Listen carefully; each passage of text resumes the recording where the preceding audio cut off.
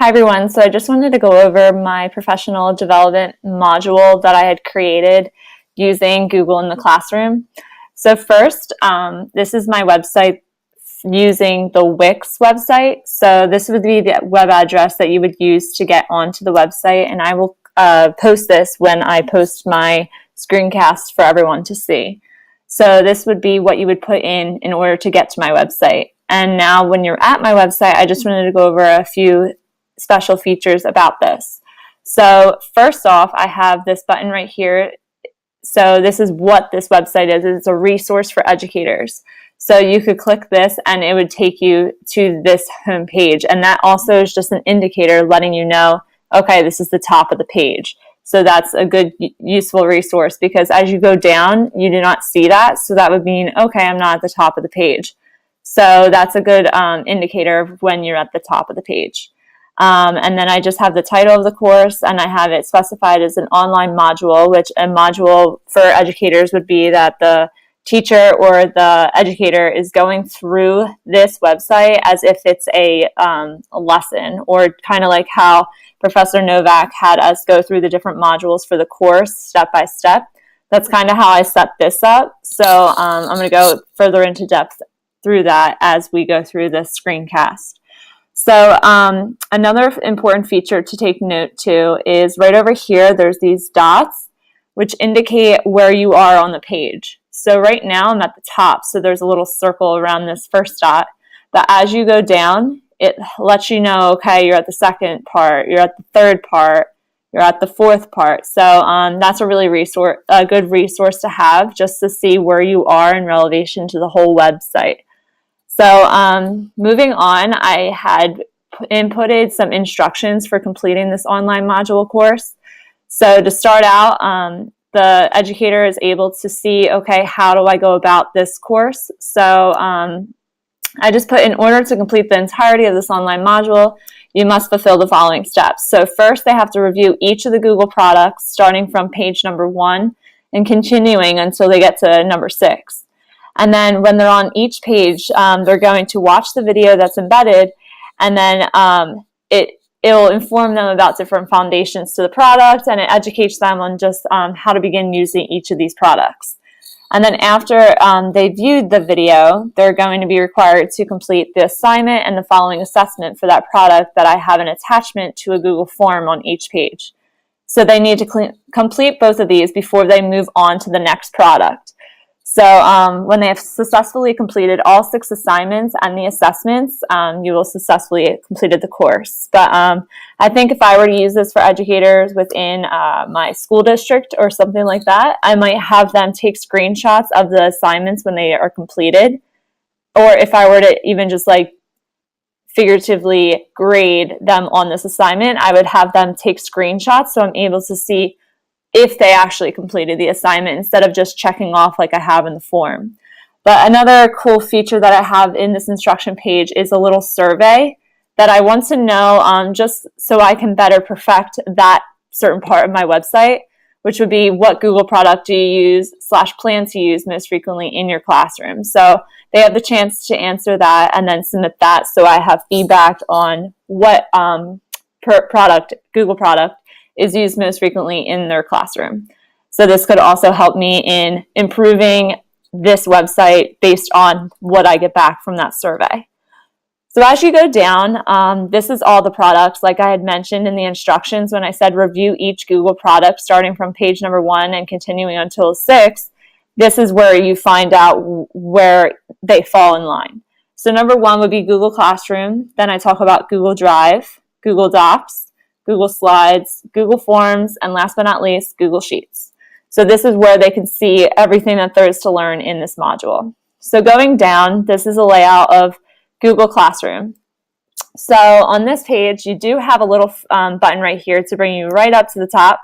So when you click that, it brings you right back to where all the products are. So you can easily click any of these and it brings you to that page. So if I were to select Sheets, it takes me down the page all the way to Sheets. So that's an easy way to access different parts of the website as well. But going back to the classroom, this is how you would go about this assignment and assessment. So first you would click this video. So you would click it, view it, you can either view it in here, or you're able to take it out and view it in YouTube or have it full screen. So this is a way you can view your view the video. So then it has even instructions down here where it says, when you have completed watching the video on Google Classroom, please complete the assignment/assessment for this section by clicking the link below before continuing on to the Google Drive page, which is the next page. So when they have finished watching this video, you're going to click this link right here, and it takes you to the Google form. So this is first about applying what you learned about Google Classroom. So this would be the assignment. So first they have to go onto classroom.google.com, which is Google Classroom, and they have to complete the following tasks and check them off as they're completed. So when all the tasks have been completed, they move on to the next section of this assessment. So let's say I went on to Google Classroom, I did all these tasks, I would check them all off, and then I would hit next. And now is the assessment part. So how do you create a class on Google Classroom? They would select either it will already be created for you, and these are the different options. So I'm not going to read through each one, but you get the idea. So they would go through the assessment. All the assessment questions are 5 questions for each module. So that since I'm doing 6 different products, that would be a total of 30 questions. And then for the assignment, some of them are really small and some of them require a little bit more work, but it shouldn't take long to complete each module of the course. And then over here, I have questions/comments, so they're able to ask any questions or comments in the forum. So when they click that, it brings them to a forum for Google in the Classroom. And then they would select which product they have the question or the comment on, and then it directs it towards that program. So that's a little feature that I added in there just to have teachers able to communicate to one another. So in order to go back to the website, you just go to the top and you push a resource for educators, and it takes you right back to the website, but then you just have to scroll down to where you had left off. So then as you go down this, it's just basically what I just reviewed from Google Classroom, but with the different products. So you'll review the video, then you'll click the assignment/assessment. It takes you to the Google form. You'll first do the assignment, finish that, then you push next, and it takes you on to the assessment, which like I said, is about 5 questions. I think I made them all 5 questions. So it really shouldn't take long to complete this. So now, as I'm going down the page, I'll just show you how I laid out the different ones. So this is Google Docs, same thing. Here's the video, assignment, assessment. So I'll click on that just so you can see it. And then your assignment is here. Once you complete that, then you go on to the assessment. And then going down, we have Google Slides. Here's the video. Here's the questions, comments button. Then you have your assignment/assessment. Click on that. Here's the Google form that you would complete. Moving on, Google Forms. So this is actually funny because I actually used Google Forms in the assignment/assessment. So they're able to see how I used it and see different ways that might be beneficial to them in their own classroom. So I think it was actually a great idea that I did include Google Forms within my module, my professional development for them. So they're able to just see different examples. But here's the assignment/assessment for Google Forms. So then they have a chance of creating their own Google form. After that, we have Google Sheets. Here's the video, questions, comments, and then here's the assignment. So I really enjoyed creating this, and I think it's really going to be a beneficial website for any educator to use.